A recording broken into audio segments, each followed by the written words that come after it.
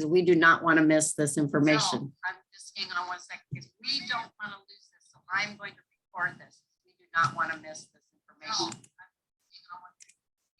I'm hearing some feedback, Pam. I'm hearing the feedback too, and I'm not really sure why. I'm hearing the feedback too, and I'm not really sure why. I don't.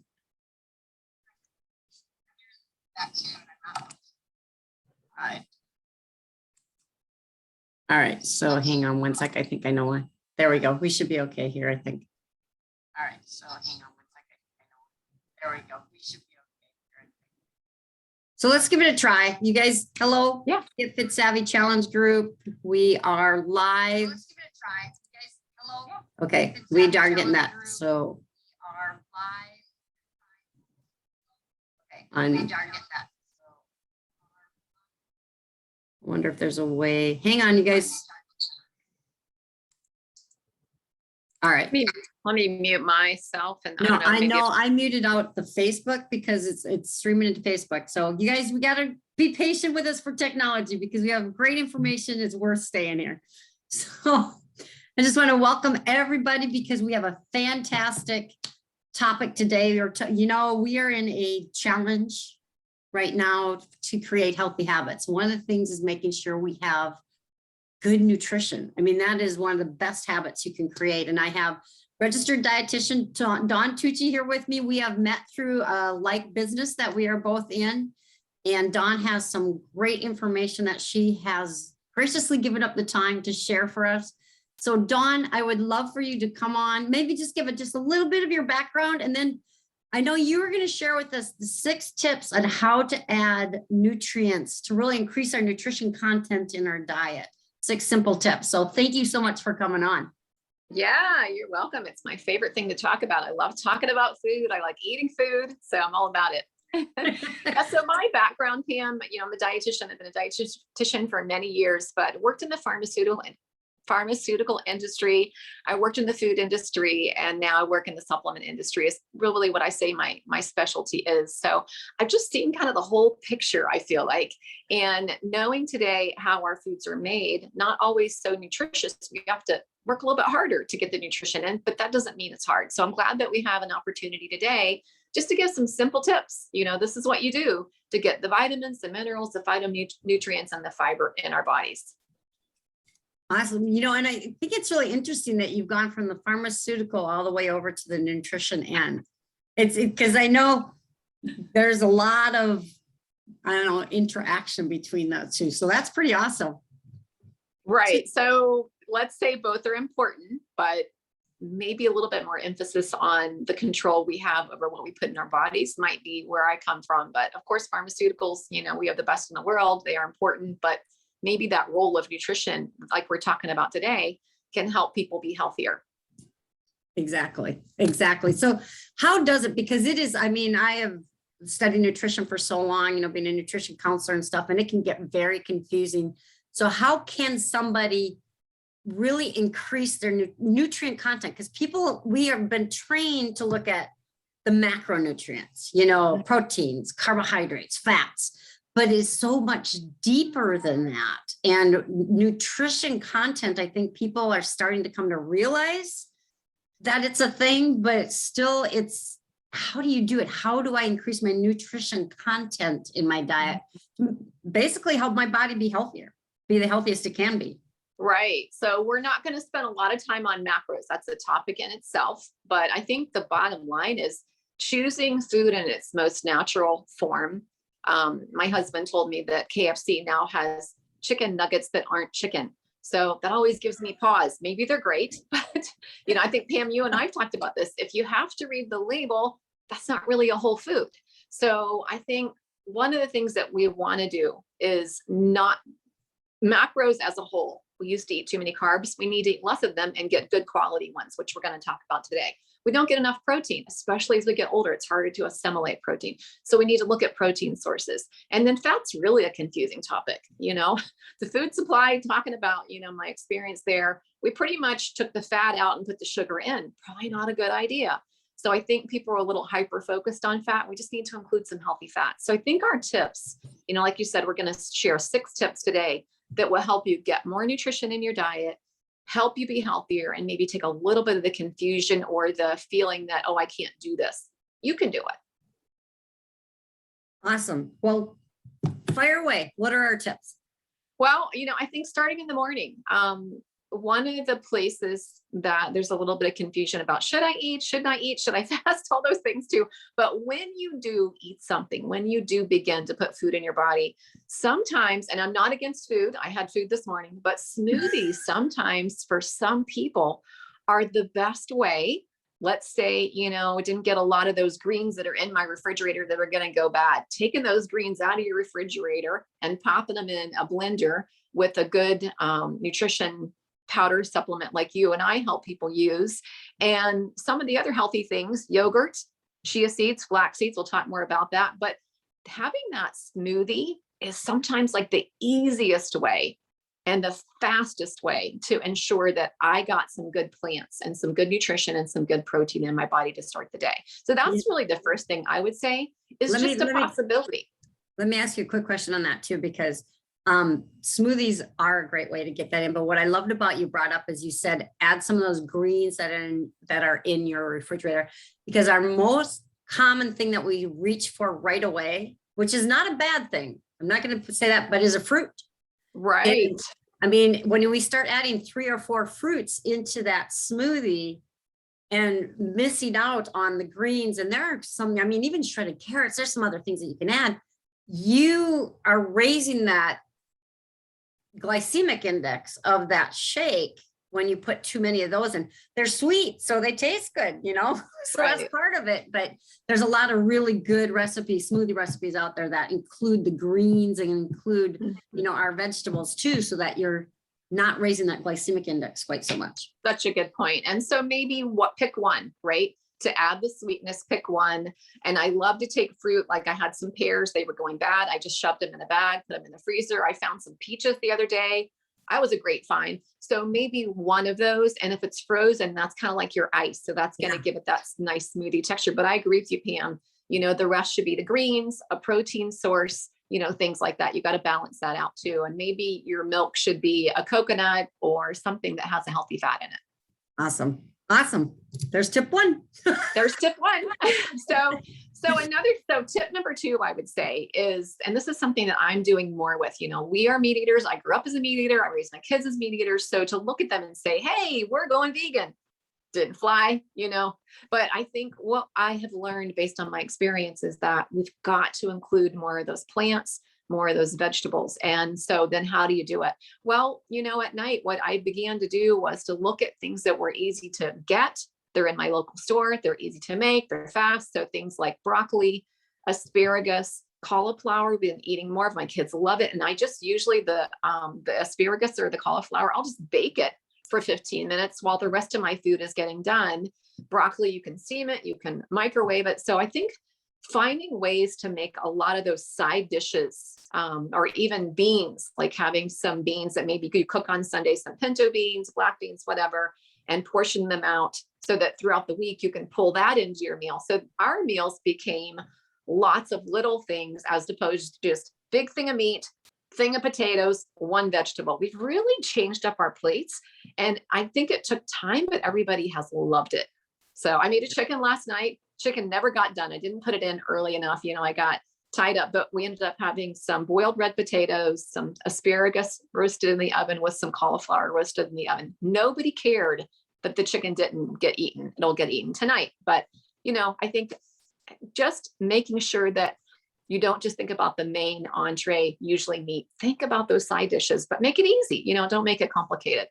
One of the frozen cauliflower is another one. The frozen cauliflower is going to become another favorite. There's so many simple, quick ways to do it. What I used to tell people to change their way of thinking was, okay, when you're planning a meal, plan what 2 vegetables you're going to have. And then plan your meal around that, instead of we're so used to what's the meat, what's the protein we're going to do, and then what little things can we put with it. So that goes right along with what you just said. That is perfect. And the fun part about it for me is I don't tell anybody what to do. I just put it there. Take what you want. And for a while it was a lot of meat. Now it's more like less meat. Meat lasts for a couple nights. You can use it for 3 nights, reuse it. I love you doing that. But Yes. vegetables and fruits taste really good. And having fruit on the table at the end of dinner has really been a success too. Things like grapefruit, dragon fruit, oranges, just slicing them so that anybody can just pick them up. It's kind of what we put in front of our faces is what we're going to reach out to. If there was a bowl of candy on the table at the end of dinner, that's what they would have eaten. So, It's the seafood diet. SEE. I see the food I eat. it can be. So Pam, number 3 for me is using yogurt or chia pudding for snacks or for breakfast. Again, that's just such an easy way to get a good protein source. And now we're starting to get some fiber, soluble fiber, insoluble fiber, some of those nutrients that our guts need to be healthy. But on top of that chia pudding or on top of that yogurt, your good protein sources and fiber sources, then you can put some fruits, so you can start incorporating those things into your diet with berries and bananas or whatever you like. And it's super tasty. You can put some nuts on there. We can really put our own flair in terms of what we like on top of that, because it's just kind of a base. But I found that to be a really good snack, or again, a really good breakfast if you're running out the door. It's quick. And the caution against that too, remember now when she's talking about yogurt, she's not talking about those sweetened varieties that you can buy that have a ton of sugar in them. I had actually one of my favorite snacks, especially, or even lunch, is like Greek yogurt, plain Greek yogurt, full fat, with maybe some frozen blackberries put on it and a little squeeze of honey. And sometimes I throw in a little bit of dark cocoa, or maybe I'll throw in a little bit of cinnamon just to add a little bit more flavor to it. But right. All that sugar part. Yeah. And that's such a good point. And I think what you'll find is that you'll like it better. I like the, is it oui? I think OUI. Yes. Yes. Really how to say it. Oui. Oui. I think those are the best ones, but putting just that little bit of honey on with some really good fruit, it's actually a better taste than the one that you bought that's already mixed up. So, and you can mix it up. Some days I feel like banana, some days I feel like berries, some days I feel like, something different. So you can really mix it up. But yeah, number 3 is doing that. Number 4 for me is adding things into, like if I make eggs in the morning, again, getting that spinach out of the refrigerator, popping it in the eggs, peppers, onions, all those things are so good for us. They're easy to do. You just saute them for just a minute or so before you put your eggs on top. Such a good way to get veggies in. Other things that you can add in for me are, again, the beans. That maybe on Sunday I make beans, or you can buy them in a can.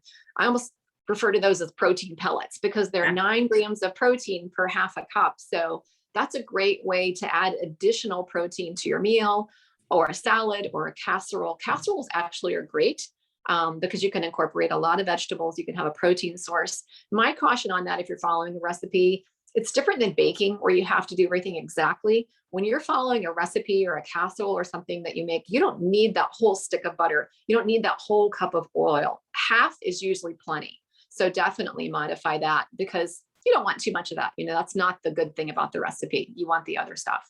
Right. So one thing people do, PM, too, is eat out. I think that sometimes can be a diet breaker, a deal breaker. We feel like we have to go off the wagon to eat out. But I'm finding that when my family wants to eat out and I still want to keep it a healthy meal, because there are those times when I don't care, it's a good burger place. I'm going to get a burger, fries, and maybe a Coke too, right? We're good 80% of the time. But when you're eating out and you want to keep it healthy, there's great choices like salmon or, different meats that you can get. But I always like to look at the vegetable side dishes. And I think you've said this in the past, sometimes even asking, is there a vegetable choice? There typically is. So I think we can take control of that. If I don't want to eat those fries, it doesn't mean I have to get them. Even if it's a burger, I might eat half the bun and not the top, just because that maybe is fitting what I'm trying to do a little bit better. So I think when we go out, if we find ourselves eating out a lot, you need to start thinking about a lean protein source, a salad, put the dressing on the side, add it sparingly, and asking for those vegetables that they might have. Yeah, because especially like if you go to we like ethnic group, like Thai and Chinese and all of that kind of stuff. We love that kind of stuff. And so when I get there, if it doesn't have as much as what I want in it, like, maybe it's broccoli beef or something like that I'm looking at, I'll ask them, can you throw some carrots, or, can you throw cauliflower in, or can I have that spinach added to this or that? And more often than not, they will do that for you. It may cost just a little bit more, but to me, it's worth it because I'm upping the nutrition value with everything else that I'm eating. So it makes it worth it. And you're right. Dining out can be a game changer when you learn how to do it. So definitely. Hey, we missed number 6 p.m. So, some of us like to eat sandwiches. I'm all about sandwiches, especially good bread. Bad bread and good bread are totally different, but good quality bread. So a sandwich is another place that you can load it with vegetables. You can have some fermented pickles on the side. Pickled beets and things like that can be a side, but all those greens, the roasted red peppers, the sauteed onions, all can be part of a sandwich, and making it really a healthier choice. I don't think sometimes we always view a sandwich as healthy, but it depends on what's between those 2 pieces of bread, and it depends on what kind of bread you're using. I heard somebody suggest how to tell if your bread is good is you don't want your bread to be like a pillow. You don't want the squishy stuff. You want the stuff that's firm and holding its shape, because it's got a lot of stuff in there to do that. True. And I love to do wraps. I love to do good point, because they're easy to do. They're easy to put a bunch of stuff inside there. And then of course there's the lettuce wraps. If you really, really don't want the bread, try the lettuce wraps. But your body needs carbohydrates too. Carbohydrates have become a demon, sugar's the demon and carbohydrates, the demon. It's getting the right carbohydrates, because your brain needs carbohydrates, and we're getting older. We want to keep our brain. It's the amount, it's the amount. And typically for women our age, 3 a day is plenty. And I used to eat twice that many and half as much protein. So making that switch helps you control your weight. You can still feel full. I find if I don't eat any carbs, I don't really feel like I ate. I don't feel full. So it's really that balance. Yeah, exactly. And like you said, it's the good carbs. There's good carbs, there's bad carbs, just like there's everything else.